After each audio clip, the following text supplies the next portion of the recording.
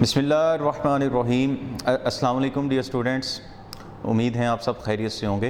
Dear students, last time हमने 5.3 जो है वो कंप्लीट की थी। आज इंशाल्लाह एक नया चैप्टर हम स्टार्ट करेंगे जिसका टाइटल आपके पास क्या होगा, इन्वर्स ट्रिग्नोमेट्रिक फंक्शंस। ठीक है, चैप्टर नंबर 9 टाइटल है बच्चों आपके पास इन्वर्स ट्रिग्नोमेट्रिक फंक्शंस। तो इन्वर्स स्टडी करने से पहले हम रिकॉल कर लेते हैं कि व्हाट इज़ ट्रिग्नोमेट्रिक फंक्शंस। आपके पास ये जो ट्रिग्नोमेट्रिक फंक्शंस हैं ये आपके पास क्या होते हैं। ठीक है, तो जो ट्रिग्नोमेट्रिक फंक्शन बेसिकली आपके पास ऐसे फंक्शंस होते हैं जिसमें आपके पास क्या होता है बच्चों, साइन होता है, जिसमें आपके पास कोस होता है, जिसमें आपके पास टेन होता है। जो साइन का उलट आपके पास क्या होगा, कोसेकेंट होगा। कोस का उलट क्या होगा बच्चों, सीकेंट होगा। और टेन का उलट आपके पास क्या होगा बच्चों, कॉट होगा। ठीक है, ये आपके पास ट्रिग्नोमेट्रिक फंक्शंस थे। ठीक है, अब इन्वर्स ट्रिग्नोमेट्रिक फंक्शंस मीन इसी फंक्शंस का हम इन्वर्स पढ़ेंगे और इन्वर्स को स्टडी कर लेंगे। और इन्वर्स को स्टडी करने से पहले हम क्या काम करेंगे, हम दो डेफिनेशंस पढ़ेंगे। और वो दो डेफिनेशंस किसकी हैं, एक वन फंक्शन की है और एक ऑन टू फंक्शंस की है। ठीक है, और इन दोनों को जब हम कंबाइन कर देंगे तो आपके पास एक नया फंक्शन जो जनरेट होगा वो आपके पास क्या कहलाएगा, बाइजेक्टिव फंक्शन कहलाएगा। ठीक है, अब इसको स्टडी क्यों कर रहे हैं, बाइजेक्टिव फंक्शन को हम स्टडी क्यों करना चाह रहे हैं। ठीक है, जब मैं इसकी डेफिनेशन आपको स्टडी करवाऊंगा इन्वर्स ट्रिग्नोमेट्रिक फंक्शंस की, तब आपको अंडरस्टैंडिंग हो जाएगी कि हम बाइजेक्टिव फंक्शन क्यों बेसिकली क्या करना चाह रहे हैं, अप्लाई करना चाह रहे हैं, ताकि हमारे पास उस फंक्शन का जो इन्वर्स है वो क्या करे, एग्जिस्ट करे। ठीक है, ये बेसिकली हम रिस्ट्रिक्शन अप्लाई कर लेते हैं। अच्छा, तो सबसे पहले वन फंक्शन क्या होगा, ऐसा फंक्शन जिसमें आपके पास डोमेन का एक एलिमेंट को डोमेन के किसी एक ही एलिमेंट पे मैप हो सकता है, यानी कि वन करस्पॉन्डिंग हो सकती है। मिसाल के तौर पर आपके पास बच्चों ये एक सेट है, एक ये सेट है आपके पास। ठीक है, मैं कह देता हूँ ये सेट आपके पास 1 है, ये 2 है, ये आपके पास बच्चों ABC। ठीक है, तो डोमेन का एक एलिमेंट को डोमेन के किसी एक ही एलिमेंट पे क्या हो सकता है, मैप हो सकता है। देन हम कह देते हैं कि वो बेसिकली जो करस्पॉन्डेंस है वो आपके पास क्या कहलाती है, वन फंक्शन कहलाती है। ठीक है, और सेकेंडली हम स्टडी करेंगे बच्चों ऑन टू फंक्शन की। ऑन टू फंक्शन क्या होता है, एक ऐसा फंक्शन होता है जिसमें आपके पास जो रेंज आती है वो कोडोमेन के इक्वल होती है। ऐसा फंक्शन जिसमें आपके पास जो रेंज आ रही है वो किसके इक्वल होगी, कोडोमेन के इक्वल होगी। जैसा कि कोडोमेन मतलब ये जो सेट ए होता है, इसको एक्स कह देता हूँ मैं, चलो इसको वाई कह देता हूँ। ये जो सेट एक्स होता है ये बेसिकली आपके पास क्या कहलाता है, ये डोमेन कहलाता है आपके पास। और ये जो सेट वाई है ये आपके पास क्या कहलाता है, ये आपके पास कोडोमेन कहलाता है। ठीक है, जब डोमेन का एक एलिमेंट कोडोमेन के किसी एक एलिमेंट पर मैप हो जाता है तो फिर वो कोडोमेन का जो एलिमेंट होगा वो आपका रेंज बन जाएगा।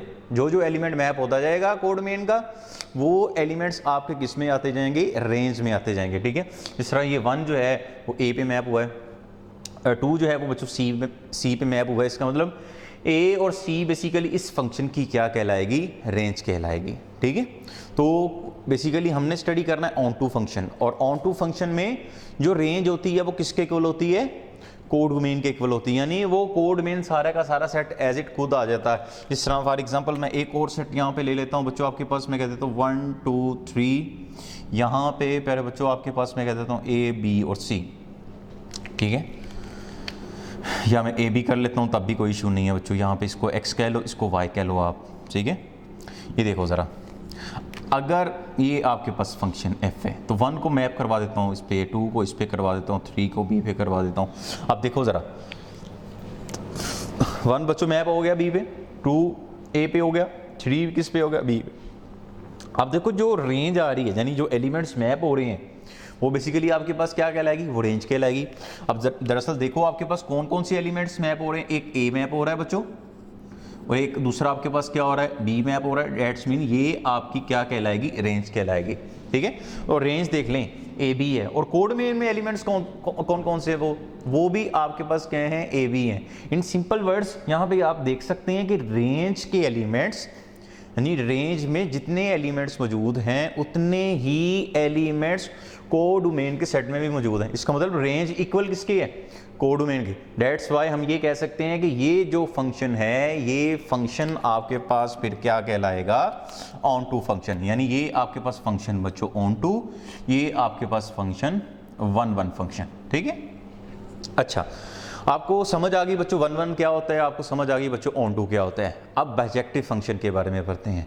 एक ऐसा फंक्शन जो आपके पास वन वन भी हो और जो आपके पास ऑन टू भी हो at a time, one one भी हो साथ उसके क्या हो, ऑन टू भी हो, तो फिर ऐसा फंक्शन आपके पास क्या कहलाएगा, बाइजेक्टिव फंक्शन कहलाएगा। और बाइजेक्टिव फंक्शन को हम स्टडी करते हैं। यहाँ पे देखें, अगर मैं यहाँ पे इसी की एग्जांपल लेता हूँ, मजीद एग्जांपल ले लेते हैं यहाँ से, देखें आप ज़रा।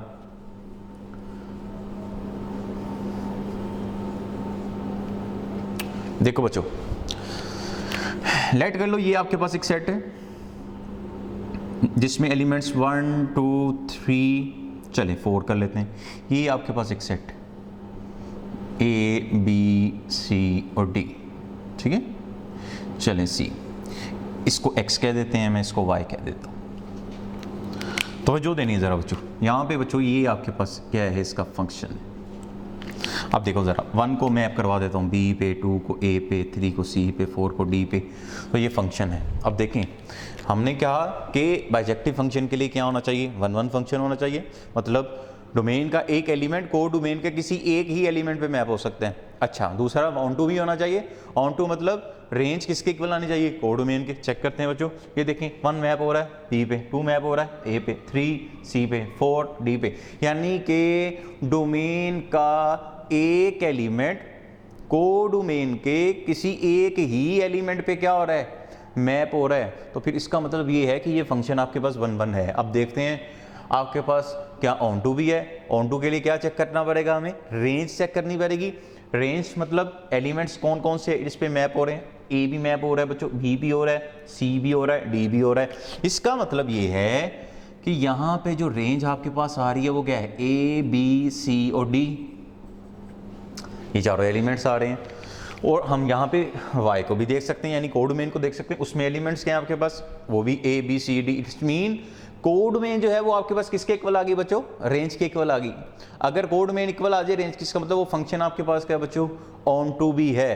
तो एट अ टाइम ये जो फंक्शन है ये वन वन भी है और ऑन टू भी है, ठीक है। तो फिर हम ये कह सकते हैं कि ये फंक्शन जो है वो आपके पास क्या है बच्चों, ये फंक्शन आपके पास बाइजेक्टिव फंक्शन है, ठीक है। तो बाइजेक्टिव फंक्शन क्या होगा, एक ऐसा फंक्शन होगा जो आपके पास वन वन भी हो और ऑन टू भी हो, ठीक है। अब बाइजेक्टिव क्यों ज़रूरी है, क्या वजह है कि बाइजेक्टिव फंक्शन हम कह रहे हैं कि बाइजेक्टिव फंक्शन होना चाहिए। इन्वर्स फंक्शन होने के लिए बाइजेक्टिव कंडीशन है भाई, बाइजेक्टिव होना ही चाहिए। तो इसकी क्या वजह है, क्या वजूहात है, अब वो वजह हमने तलाश करनी है, ठीक है। हम कोई भी एक फंक्शन ले लेते हैं आपके सामने और वो फंक्शन ले लेते हैं, चेक करते हैं कि क्या वजह है कि हम बाइजेक्टिव कह रहे हैं और बाइजेक्टिव होना ज़रूरी है। और इन्वर्स के लिए बाइजेक्टिव होना क्यों ज़रूरी है, हम चेक करते हैं बच्चों। देखो आपके सामने एक फंक्शन लेता हूँ मैं, सिंपल सा एक फंक्शन इसी तरह का, 1 ले लेता हूँ बच्चों, 2 ले लेता हूँ, 3 ले लेता हूँ। यहाँ पे बच्चों आपके पास मैं ले लेता हूँ A, यहाँ पे बच्चों B, यहाँ पे बच्चों C। अब देखो ज़रा, अगर फंक्शन बाइजेक्टिव ना हो, हम उसका इन्वर्स देखते हैं आपके पास इन्वर्स क्या हो सकता है, ठीक है। मैं फॉर एग्जांपल कह देता हूँ कि ये 1 मैप हो गया इसके, 2 इस पे हो गया बच्चों, 3 जो है वो भी B पे मैप हो गया, ठीक है। तो फंक्शन होने के लिए 2 चीज़ें होती हैं, एक क्या होता है कि डोमेन के सारे एलिमेंट्स क्या होने चाहिए, मैप होने चाहिए। दूसरा, डोमेन का कोई भी एलिमेंट रिपीट नहीं होना चाहिए, ठीक है। तो डोमेन के एलिमेंट सारे यूज़ हो रहे हैं। सेकेंडली, डोमेन का कोई भी एलिमेंट जो है वो रिपीट नहीं हो रहा, इसका मतलब ये फंक्शन है, ठीक है। अब देखते हैं कि इसका इन्वर्स बेसिकली आपके पास क्या हो सकता है, वो इन्वर्स चेक करते हैं बच्चों। इन्वर्स में क्या होगा कि ये बेसिकली आपके पास ये x है, ये y है बच्चों, ये डोमेन, ये कोडोमेन।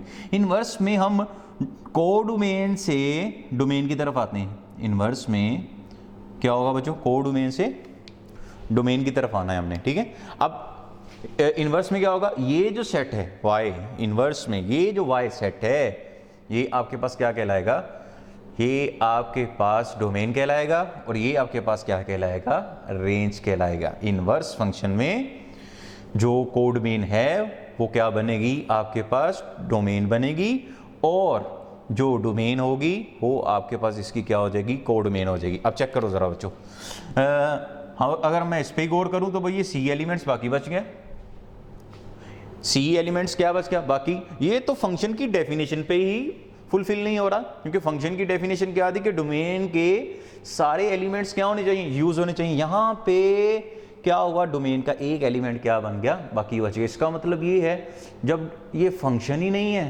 तो इसका मतलब ये है कि फिर इस फंक्शन का इसका जो इन्वर्स है वो इन्वर्स इज नॉट एग्जिस्ट। भाई जो फंक्शन है ही नहीं तो इसका मतलब ये है कि फिर उसका इन्वर्स जो है वो एग्जिस्ट नहीं करेगा। समझ आ रही बच्चों?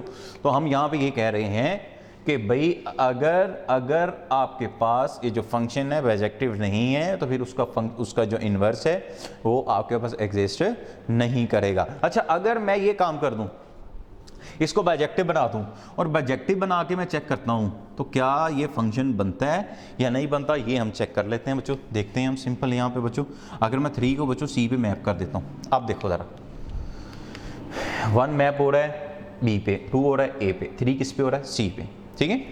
अच्छा, अब मैं उलट जाता हूँ y से x की तरफ। देखो c किस पे हो रहा है बच्चों, 3 पे, b किस पे हो रहा है 1 पे, 2 किस पे हो रहा है a पे। यानी कि अब इसका जो इन्वर्स है वो भी क्या कर रहा है, एग्जिस्ट कर रहा है। डोमेन के सारे एलिमेंट्स यूज हो रहे हैं और डोमेन का और कोडोमेन के भी सारे एलिमेंट्स क्या हो रहे हैं, मैप हो रहे हैं। इसका मतलब क्रॉसपोंडेंस है वो 1-1 भी है, और आपके पास ये जो कोडोमेन है ये किसके इक्वल आ रही है, ये रेंज के इक्वल आ रही है। अगर मैं सिंपल देखूं, इन्वर्स की मैं बात नहीं करता, अगर मैं सिंपल देखता हूं फंक्शन की बच्चों, ये इसकी क्या है बच्चों, रेंज है। ये देखो जरा, इन सिंपल देखें तो ये जो आपके पास सेट आ रहा है y के सारे एलिमेंट्स क्या हो रहे हैं, मैप, और इसका मतलब जो इसकी रेंज आ रही है वो बन रही है आपके पास ABC। Range is equal to codomain 1-1 correspondence, it's mean function is bijective. अच्छा, अब इसका इन्वर्स देखते हैं, C 3 पे, B 1 पे, A 2 पे। इसका मतलब इसका इन्वर्स भी क्या कर रहा है, इन्वर्स भी फंक्शन है। इसका मतलब जब इन्वर्स फंक्शन है तो इसका मतलब ये है कि उस फंक्शन का जो इन्वर्स है वो क्या कर रहा है, एग्जिस्ट कर रहा है। ठीक है। अगर बाइजेक्टिव नहीं होगा तो उसका फिर इन्वर्स एग्जिस्ट नहीं करेगा, अगर फंक्शन बाइजेक्टिव है तो उसका इन्वर्स क्या करेगा, एग्जिस्ट करेगा। ये सिंपल सी कंडीशन आपने याद रख लेनी है कि किसी भी फंक्शन का इन्वर्स कब एग्जिस्ट करेगा, अगर वो फंक्शन आपके पास क्या होगा, बाइजेक्टिव होगा। अगर फंक्शन बाइजेक्टिव नहीं है तो फिर उस फंक्शन का जो इन्वर्स है वो एग्जिस्ट नहीं करेगा। आओ डेफिनेशन पढ़ते हैं बच्चों। इन्वर्स ट्रिग्नोमेट्रिक फंक्शन की डेफिनेशन आपके पास क्या है, कहता है let f be a bijective function from set x to set y, set x is called domain, set y is called codomain। ठीक है। कह रहा है इनवर्स फंक्शन को हम राइट किस तरह करते हैं, f-1, यानी कि आपके पास एक्सपोनेंट की फॉर्म में -1 आ जाएगा, is a bijective function from set y to x। यानी कि जब वो बाइजेक्टिव होगा इसका मतलब फिर उसका जो इनवर्स होगा वो भी आपके पास क्या होगा बच्चों, वो भी आपके पास इसका क्या होगा, बाइजेक्टिव होगा। ठीक है। यानी कि x f इनवर्स y, यानी कि आप जो कोडोमेन है आप उसका कोई भी एलिमेंट लें, x का आपके पास एक ही जवाब आना चाहिए, x यानी x की एक वैल्यू आनी चाहिए। ठीक है। जब f इधर आएगा इसका मतलब ये है कि आप फिर x का कोई भी एलिमेंट लें, किस में से, डोमेन में से, तो आपके पास y का क्या आना चाहिए, एक सोल्यूशन एग्जिस्ट करना चाहिए। ठीक है। तो ये कंडीशन बेसिकली सेटिस्फाई होनी चाहिए। तो इन सिंपल वर्ड्स किसी भी फंक्शन का कोई भी फंक्शन है, चाहे वो ट्रिग्नोमेट्रिक फंक्शन है, एक्सपोनेंशियल फंक्शन है, अलजेब्रिक फंक्शन है, बच्चों आपके पास कोई भी फंक्शन है, किसी भी फंक्शन का इन्वर्स कब एग्जिस्ट करेगा, अगर वो फंक्शन आपके पास क्या होगा, बाइजेक्टिव होगा। अगर वो फंक्शन बाइजेक्टिव नहीं है तो फिर उस फंक्शन का इन्वर्स एग्जिस्ट नहीं करेगा। Bijective is the must condition. ठीक है। बाइजेक्टिव कंडीशन होने के, अब बाइजेक्टिव कंडीशन अप्लाई करने के लिए हम क्या काम करते हैं, इस पे हम बच्चों ट्रिग्नोमेट्रिक फंक्शंस की जो डोमेन होती है उस पर रिस्ट्रिक्शन अप्लाई कर लेते हैं। रिस्ट्रिक्शन से क्या मुराद है भाई, एक चीज़ यहाँ से लेके फिर क्या होगी, यहाँ तक होगी, यानी इसकी जो डोमेन है वो यहाँ से स्टार्ट होगी, यहाँ पे एंड होगी, ना उससे हम परे जाएंगे ना उससे आगे जाएंगे। ठीक है, तो इसका मतलब ये है कि कोई भी फंक्शन बाइजेक्टिव बनाने के लिए हम क्या काम कर रहे हैं, उस पर एक रिस्ट्रिक्शन अप्लाई कर। रिस्ट्रिक्शन किस पे अप्लाई कर रहे हैं, डोमेन पे रिस्ट्रिक्शन अप्लाई कर रहे हैं, ताकि वो फंक्शन आपके पास क्या बन जाए, बाइजेक्टिव बन जाए। जब वो बाइजेक्टिव हो जाएगा इसका मतलब फिर उसका जो इन्वर्स होगा वो क्या करेगा, एग्जिस्ट करेगा। अब एक नई डेफिनेशन पढ़ रहे हैं हम, जिसका टाइटल है बच्चों आपके पास प्रिंसिपल ट्रिग्नोमेट्रिक फंक्शन। उससे पहले एक छोटा सा की पॉइंट पढ़ लेते हैं कि इन्वर्स फंक्शन की जो डोमेन होगी वो फंक्शन की क्या कहलाएगी, रेंज कहलाएगी। यानी जो फंक्शन में रेंज होगा वो इन्वर्स का क्या बन जाएगा, डोमेन, और जो फंक्शन में डोमेन होगा वो इन्वर्स फंक्शन में क्या बन जाएगा, उसका रेंज बन जाएगा। ठीक है, principal trigonometric function, a function with restricted domain that become 1 1 and onto that is invertible. Invertible से मुराद उसका इन्वर्स जो है वो भी क्या होना चाहिए, बाइजेक्टिव होना चाहिए। इन सिंपल वर्ड्स उसका इन्वर्स जो है वो एग्जिस्ट करना चाहिए। ठीक है, इस कॉल्ड प्रिंसिपल ट्रिग्नोमेट्रिक फंक्शंस। अब इनकी डोमेन्स पे हम क्या अप्लाई कर रहे हैं बच्चों, रिस्ट्रिक्शन। ये डोमेन्स अगर आप याद कर लेंगे बहुत आसानी होगी आपके लिए। ठीक है, अच्छा, साइन की डोमेन जो है वो बेसिकली सारी की सारी रियल नंबर होती है सिंपल साइन फंक्शन की, लेकिन प्रिंसिपल साइन फंक्शन की जो डोमेन है उस पर हम क्या रिस्ट्रिक्शन अप्लाई कर रहे हैं कि भाई वो -90 से लेके +90 तक की होगी। अब इसकी क्या वजह है, वजह तलाश करते हैं। देखो एक चीज़ समझ आ गई आपको, ये सारे पता चल जाएंगे भाई हम रिस्ट्रिक्शन क्यों अप्लाई कर रहे हैं, क्या वजह है, हम चेक करते हैं बच्चों। देखें -90 यहाँ पे देखो, ये फंक्शन है आपके पास साइन, ठीक है, ये साइन फंक्शन है। मैं यहाँ पे लगा लेता हूँ -90 बच्चों, -90 -π/2। जो साइन 90 पे क्या होता है, -1, -90 पे -1। अच्छा बच्चों, अगर मैं कह देता हूँ कि अगर मैं बच्चों आता हूँ 0 पे आता हूँ, जो 0 पे क्या होगा आपके पास, 0 ही होगा, ऐसे ही है। अच्छा मैं कह देता हूँ कि अगर हम चेक कर लेते हैं, हम 45 पे चेक कर लेते हैं, 45 पे क्या होगा बच्चों, 1/√2 होगा। अच्छा मैं कह लेता हूँ बच्चों 90 पे चेक कर लेता हूँ, 90 पे, जो 90 पे आपके पास क्या होगा बच्चों, 1 होगा, +1 होगा। अच्छा मैं अगर 90 से आगे जाता हूँ, 90 से अगर मैं आगे जाता हूँ, 90 से आगे फॉर एग्जाम्पल चलो 180 पे जाता हूँ, मैं पाई पे जाता हूँ, तो बच्चों पाई पे क्या जवाब आ रहा है, देखो पाई पे 0 आ रहा है। बात समझ आ रही, पाई पे इस पे क्या आ रहा है जवाब, यानी कि देखो मैंने π/4 पुट किया 1/2 आया, π/2 पुट किया 1 आ गया, पाई पुट किया अगेन क्या जवाब हो गया, 0 हो गया। मैं बच्चों 270 करता हूँ, चले मैं 3π/2 पुट कर लेता हूँ यहाँ पे, यानी 3π/2 यानी 270 पे अगेन जवाब क्या आ गया, -1।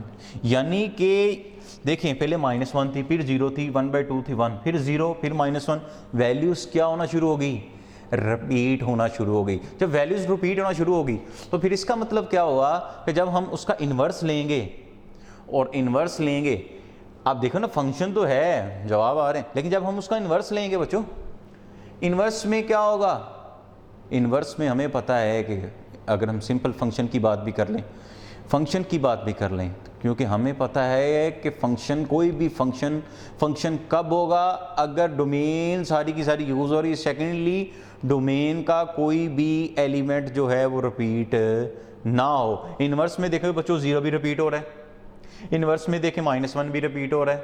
क्यों रिपीट हो रहा है, क्योंकि 0 भी एक दफ़ा आ चुका है, -1 भी एक दफ़ा आ चुका है। तो इन्वर्स में देखें डोमेन जो है वो क्या आ गई, यूज़ होगी, दोबारा यूज़ होगी। तो इसका मतलब ये है कि वैल्यूज़ जो हैं वो क्या होना शुरू होगी बच्चों, रिपीट होना शुरू होगी।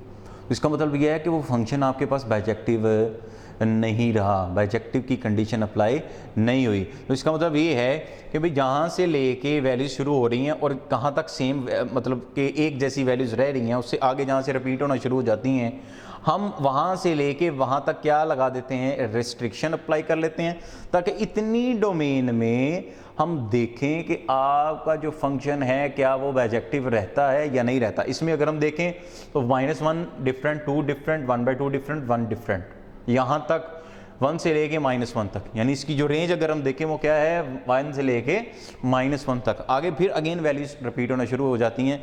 इसका मतलब ये है कि ना तो हम इसकी डोमेन में पाई लगा सकते हैं, ना 3/2 लगा सकते हैं। क्यों नहीं लगा सकते? क्योंकि आगे वैल्यूज रिपीट होना शुरू हो जाती हैं या वैल्यूज रिपीट होना शुरू हो जाएंगी। इसका मतलब ये है कि वो आपके पास उस फंक्शन का जो इन्वर्स होगा वो बेसिकली आपके पास क्या होगा, एग्जिस्ट नहीं करेगा। एग्जिस्ट क्यों नहीं करेगा? क्योंकि डोमेन के एलिमेंट्स क्या होना शुरू हो जाते हैं, रिपीट होना शुरू हो जाते हैं। और डोमेन के एलिमेंट को अगर रिपीट होते हैं तो इसका मतलब वो फिर फंक्शन ही नहीं रहता। ठीक है, तो बेसिकली हम यहाँ पे डोमेन पे क्या अप्लाई करते हैं, रिस्ट्रिक्शन अप्लाई करते हैं ताकि वो फंक्शन आपके पास क्या बन जाए, बाइजेक्टिव बन जाए। जब वो बाइजेक्टिव होगा तो सिंपल हम माइंड में रखेंगे, जब बाइजेक्टिव है तो फिर उस फंक्शन का जो इन्वर्स है वो क्या करेगा, एग्जिस्ट करेगा। ठीक है, जो साइन की जो डोमेन है -90 से 90 तक है, कोसेकेंट की -90 से +90 तक है, लेकिन 0 नहीं होगा क्योंकि 0 पे वो फंक्शन आपके पास क्या हो जाता है, अनडिफाइन हो जाता है, एग्जिस्ट नहीं करता। ठीक है, tan जो है वो ओपन इंटरवल है, यहाँ पे क्लोज इंटरवल है, यहाँ पे ओपन इंटरवल है। ना तो π/2 शामिल है,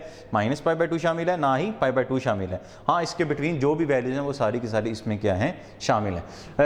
कोस पे आते हैं। कोस की जो डोमेन है वो 0 से पाई है। सीकेंड की जो डोमेन है वो 0 से पाई है, और लेकिन उसमें 90 शामिल नहीं क्योंकि 90 पे वो फंक्शन क्या हो जाता है, अनडिफाइन हो जाता है। कॉट की जो डोमेन है वो जो आपके पास 0 से पाई है। रिमेंबर डैट ये जो फंक्शंस लिखे हैं ये इनकी जो डोमेन है ये प्रिंसिपल ट्रिग्नोमेट्रिक फंक्शन की डोमेन है, सिंपल ट्रिग्नोमेट्रिक फंक्शन की डोमेन नहीं है। ठीक है, ये प्रिंसिपल ट्रिग्नोमेट्रिक फंक्शन की डोमेन है। ठीक है, प्रिंसिपल ट्रिग्नोमेट्रिक फंक्शन आपके पास जिसकी डोमेन पे हम क्या अप्लाई करते हैं, रिस्ट्रिक्शन अप्लाई करते हैं। क्यों रिस्ट्रिक्शन अप्लाई करते हैं? ताकि वो फंक्शन आपके पास क्या बन जाए, बाइजेक्टिव बन जाए। अब इसकी एग्जांपल करते हैं बच्चों, एक एग्जांपल देखते हैं आपके लिए। ठीक है, इंशाल्लाह फर्दर अगले लेक्चर में हम इसकी एक्सरसाइज जो है वो स्टार्ट करेंगे।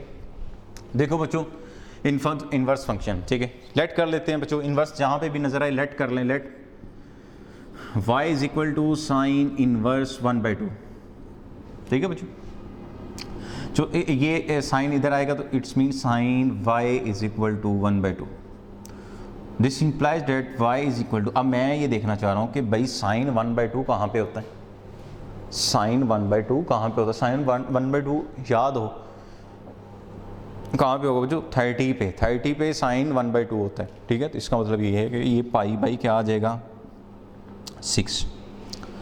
अब जैसे ही ये π/6 आया मैं ये चेक करूंगा क्या ये जो π/6 है इस फंक्शन की डोमेन में एग्जिस्ट कर रहा है। और अगर हम देखें कि तो साइन की डोमेन आपके पास क्या बच्चों, π/2 से π/2, -π/2 से π/2। तो इसमें ये क्या कर रहा है बच्चों, बिलोंग कर रहा है। इसका मतलब ये है कि ये जो सोल्यूशन आया है ये फिर इस इनवर्स का क्या होगा, सोल्यूशन होगा। तो दिस इम्प्लाइज डैट y किसके इक्वल है बच्चों, sine inverse 1/2 that will be equal to π/6। This is our solution. तो आपके पास जितनी भी एग्जांपल्स आएंगी हम उसको इसी पैरामीटर से सॉल्व करेंगे। अगर वो रिमेंबर डैट के जो सोल्यूशन आ रहा है वो आपके पास क्या होना चाहिए, उस फंक्शन की डोमेन में एग्जिस्ट करना चाहिए। ठीक है, तो 2 डेफिनेशंस पढ़ी हमने, इनवर्स ट्रिग्नोमेट्रिक फंक्शन की डेफिनेशन पढ़ी और प्रिंसिपल ट्रिग्नोमेट्रिक फंक्शन की डेफिनेशन पढ़ी। इनवर्स क्या था कि फंक्शन, कोई भी फंक्शन का, किसी भी फंक्शन का जो इनवर्स है कब एग्जिस्ट करेगा, अगर वो फंक्शन क्या होगा, बाइजेक्टिव होगा। ठीक है, और सेकेंडली प्रिंसिपल ट्रिग्नोमेट्रिक फंक्शन वो फंक्शन जिसकी डोमेन पे हम क्या अप्लाई करते हैं, रिस्ट्रिक्शन अप्लाई करते हैं ताकि वो फंक्शन क्या बन जाए, बाइजेक्टिव बन जाए। जब वो बाइजेक्टिव बनेगा तो फिर उसका जो इनवर्स होगा वो क्या करेगा, एग्जिस्ट करेगा। ठीक है, और जो इन डेफिनेशंस को अच्छे तरीके से आपने अंडरस्टैंड करना है। किसी भी किस्म का कोई क्वेश्चन हो आप कमेंट सेक्शन में पूछ सकते हैं। जो प्रिपरेशन करते रहना है, क्वेश्चंस की प्रैक्टिस करते रहना है और अपना बहुत सारा ख्याल रखना है। अल्लाह आपका हामी व नासिर हो। अस्सलाम वालेकुम।